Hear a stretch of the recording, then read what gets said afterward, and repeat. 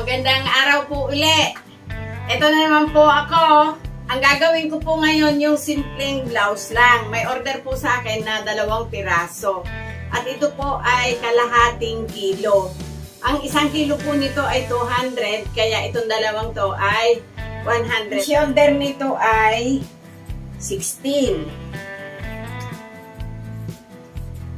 Yan. Tapos ang kanyang manggas ay 20. Ang kanyang bas ay 40. Yun. Uhitan na po natin papunta dito. O, yan.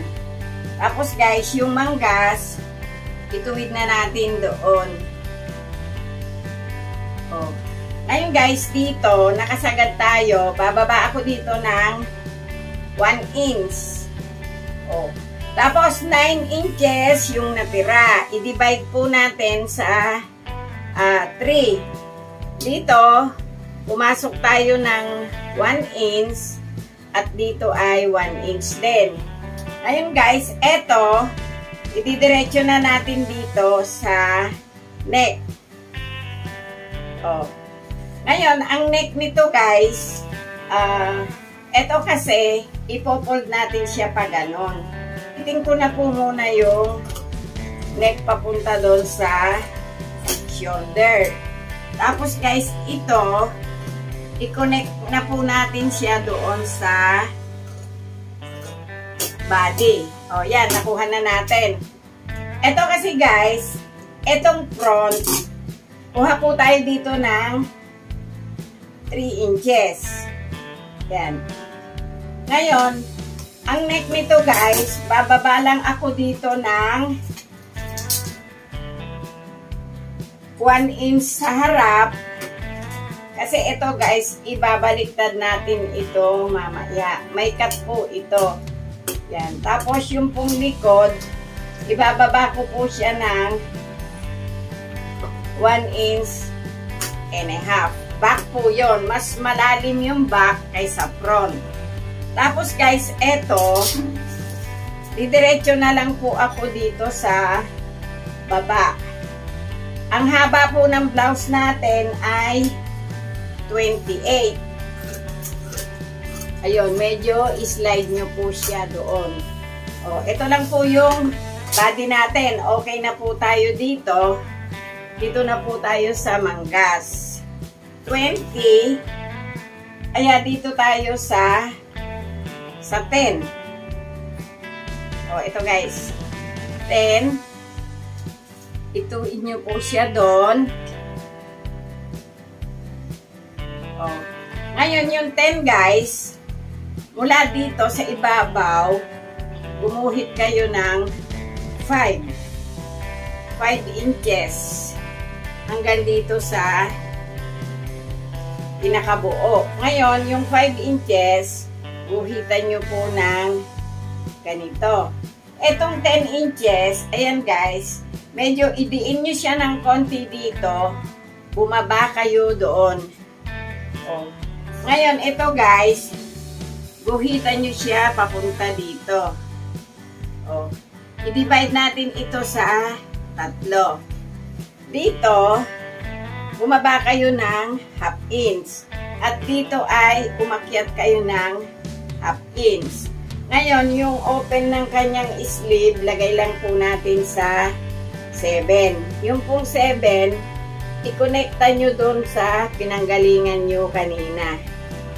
Yan. Ang haba po ng sleeve natin ay maiksi lang po ito. 8 inches lang. O, ito guys. 8 inches. Ituwid nyo po doon. O, yan. Gupitin na po natin. Eto, magtira po kayo ng ganito kalaki. Tapos guys, ito, i-fold nyo siya dun sa 8 inches kanina. Pumunta na po kayo doon. O, ito guys. Ito yung inakyat ninyo. O, pag-akyat nyo po doon, umislide kayo doon, at dumiretso na po kayo doon sa ibaba. O, yan guys, O. ito na po yung sleeve natin. Itong blouse na to, pwede po ito sa buntis at pwede rin po ito sa malusog. Yan. O, katin na po natin. Ito po yung front.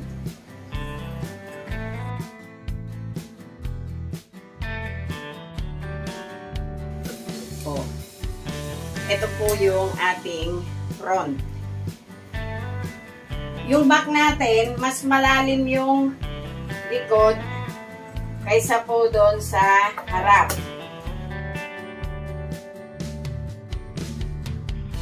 O, ito na siya guys. Nakuha na natin yung back.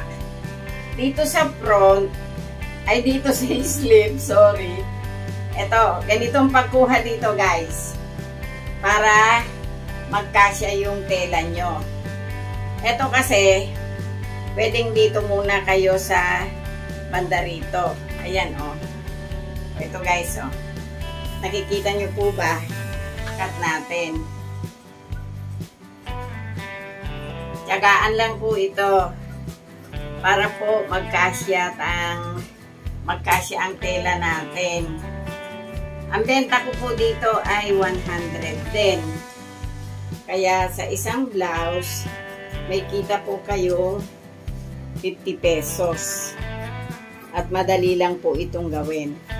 O, ayan guys, nakuha natin yung isang manggas. O, ngayon, dito tayo sa kabilang manggas.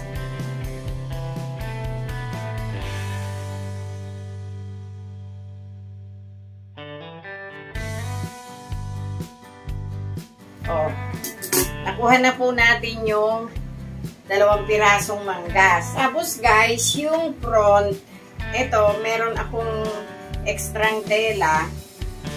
Ito pong yung front niya, kuhaan po natin ng facing na malapad. O, ito guys. Kasi po, ito mamaya ay gagamitin natin sa paggawa ng parang pinaka-collar niya. Yan. Kung ano po yung laki nung front, yan, katulad nito, tabasin nyo din po siya hanggang doon. Ito na po yung facing sa back. O, ito siya guys. O guys, ito na yung dress natin. Unahin ko itong manggas.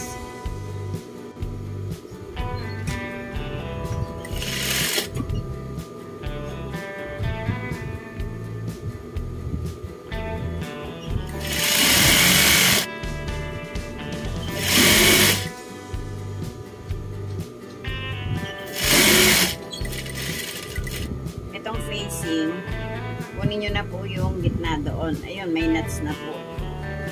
Itihaya natin dito.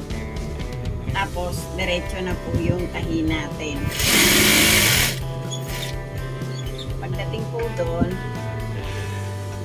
tumusok lang kayo ng 1, 2, 3.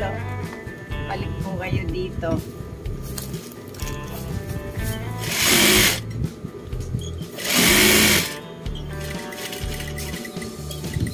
So, yun. Ngayon, ito guys, ito yung pinaka-ibabaw. Dikipin nyo po doon.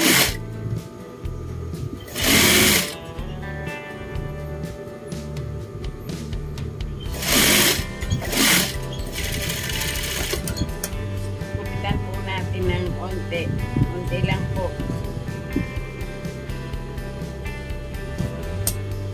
Itong tinahi natin to, kupitin nyo po sa gitna.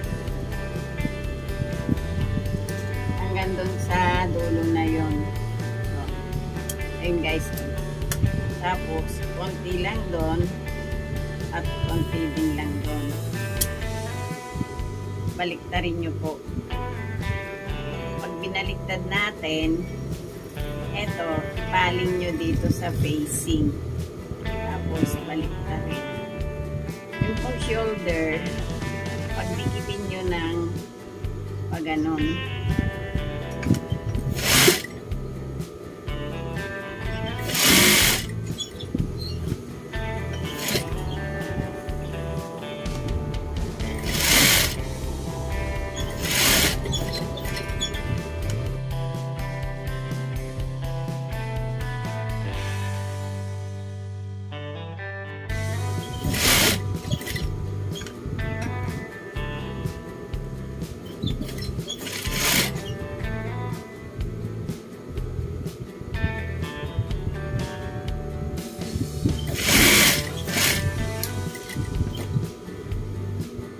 ito po yung back natin at ito yung facing natin sa back.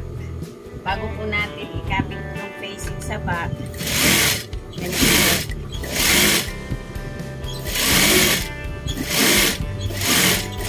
Yan. Pagka po spandex at kurbadang ganito, tahian nyo po muna yung tagiliran, yung laylayan ng 1/4. Tapos saka nyo po siya itupi ng ganito.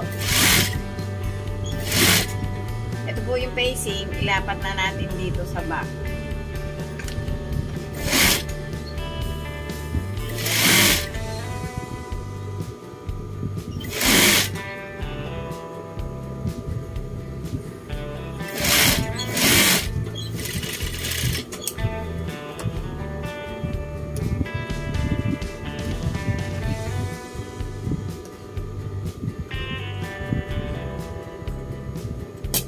Pagka po yung back, i-1/16 nyo siya papunta sa facing.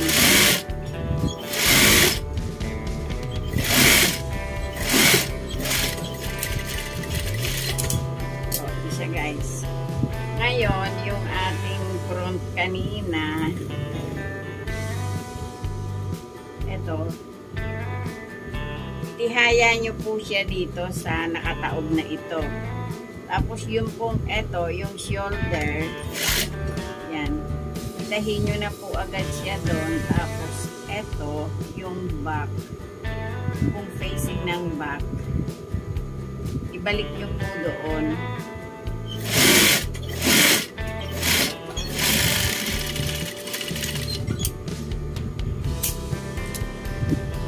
Ganun din po ito. Ganon din po itong kabila. Yun o. Hilahin nyo. Tapos, itaob nyo dito sa front.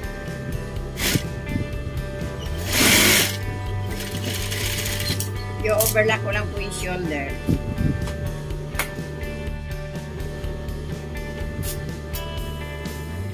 O yan guys, na-overlock na yung shoulder natin. O. Kakapit ko na yung manggas.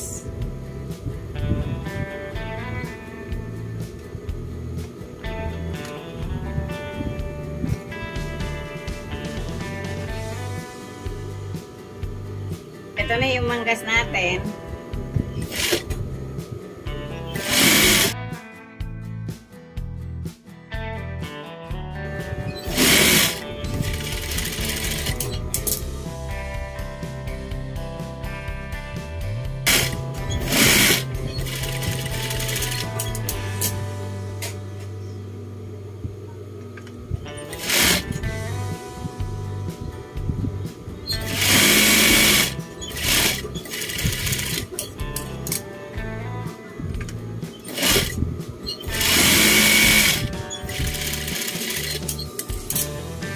Guys, na overlock na yung sleeve natin. Tapos naikapit ko na po kanina yung bulsa.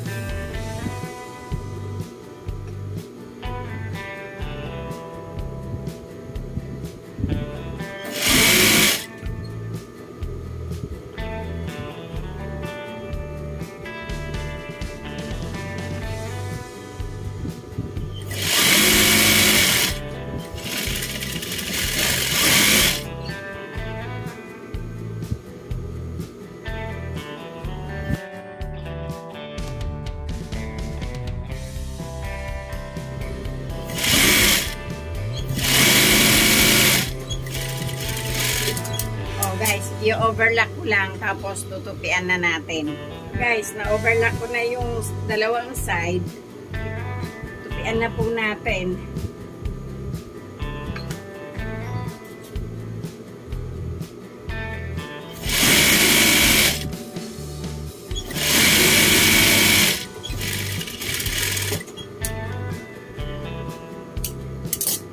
Oh guys, tapos na ito. Tatahiin ko lang yung isa. Tapos, isusukat natin mamaya sa manikin. Oh, guys, ayan na yung blouse na ginawa ko. Oh, yan. Tapos, ito po, gaganituhin lang siya para maging collar. Oh, yun siya, guys. Oh, yan, oh. Oh. Susuot ko yung isa. Oh guys, ito yung isang tela natin na ginawa. Pangalawa yan. Oh, ayan siya, oh. Oh, blouse lang po yan, blouse. Hanggang dyan lang yan. Oh, sana may napulot kayo ulit na ideya, konti sa ginawa ko ngayon. At salamat sa inyong panunood. At huwag niyo pong kalimutan mag-subscribe, mag-like at mag-share. Thank you po sa inyong lahat.